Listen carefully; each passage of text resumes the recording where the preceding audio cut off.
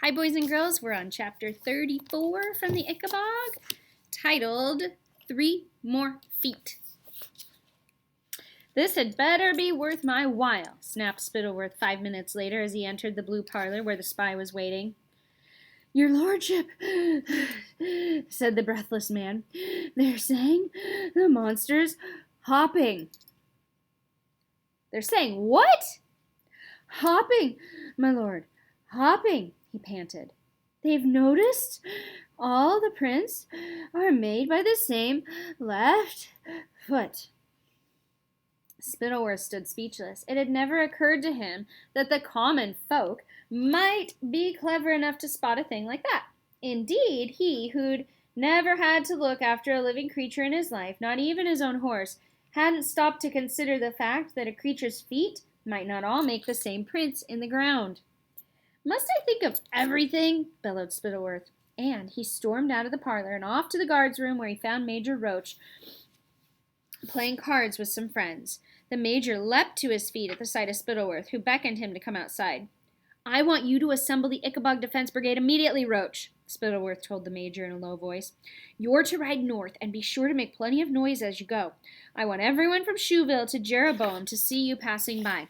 Then, once you're up there, spread out and mount a guard over the border of the marsh. But, began Major Roach, who'd gotten used to a life of ease and plenty at the palace, with occasional rides around Shoeville in full uniform. I don't want buts, I want action, shouted Spittleworth.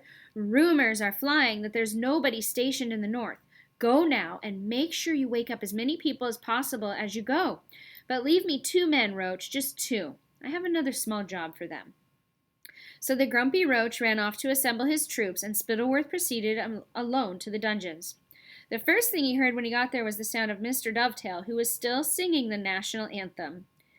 Be quiet, bellowed Spittleworth, drawing his sword and gesturing to the warder to let him into Mr. Dovetail's cell. The carpenter appeared quite different to the last time Lord Spittleworth had seen him. Since learning that he wasn't to be let out of the dungeon to see Daisy, a wild look had appeared in Mr. Dovetail's eye. Of course, he hadn't been able to shave for weeks either, and his hair had grown rather long. I said, be quiet, barked Spittleworth, because the carpenter, who didn't seem able to help himself, was still humming the national anthem. I need another 3 feet. Do you hear me? 1 more left foot and 2 right. Do you understand me, carpenter? Mr. Dovetail stopped humming.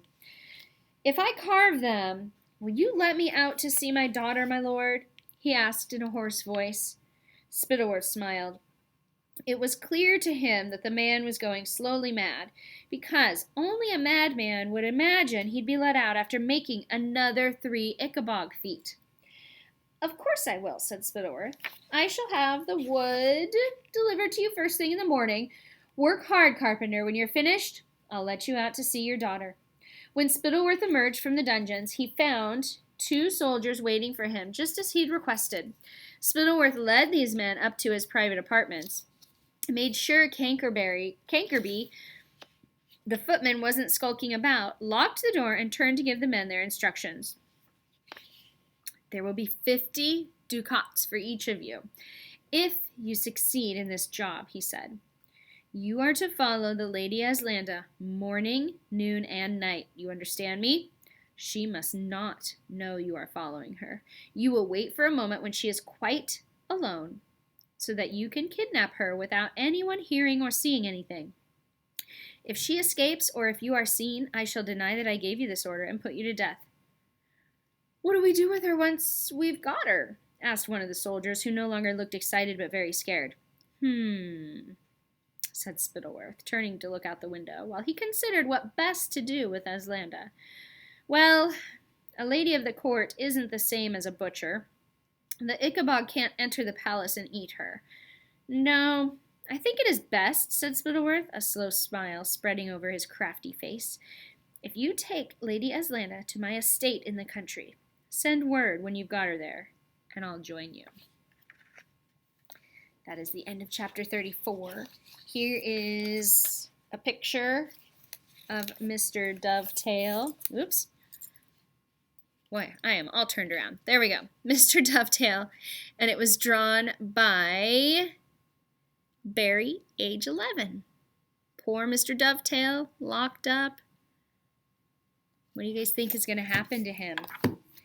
Fingers crossed he gets out of the jail and gets to go see his daughter and saves Daisy from that horrible place. Okay. See you next time for the next chapter. Bye-bye.